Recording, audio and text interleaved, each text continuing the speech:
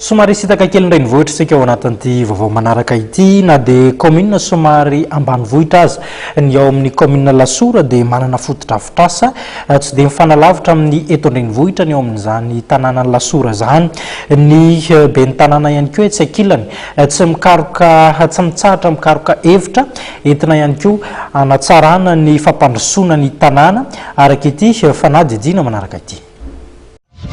Ny zakatrany fanasoavana sy ny fampandrosoana ny commune Lasoura ireo mpitantana sy tanàna ankehitriny. Maro ireo tetikasa efa natao ary tsy vitsy ireo toerana nivelany no nandehanany ben'ny tanàna hitadiavana fiaraha-miasa.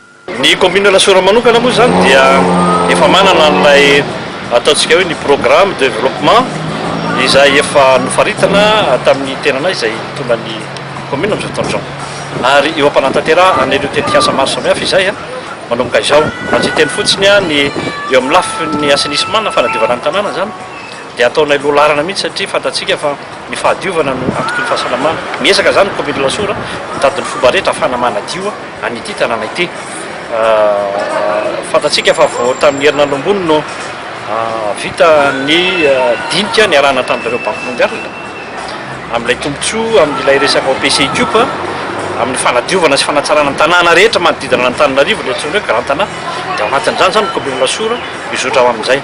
Ny programme akaiky moa zany amin'izao fotoana izao dia fantatsika fa miditra mpianatra dia hijery manokana an'ireo ankizy sahirana tahaka ny nataonay tamin'ny herintaona dia nisy ankizy roanjato tamin'ny herintaona izay nampino ny commune manokana ny fidiran'ireo ankizy ireo amin'ity taona ity koa zany dia handray anjara mavitrika fidirana sy fanampiana amin'ireo ray aman-dreny sahirana ny commune Lasoura.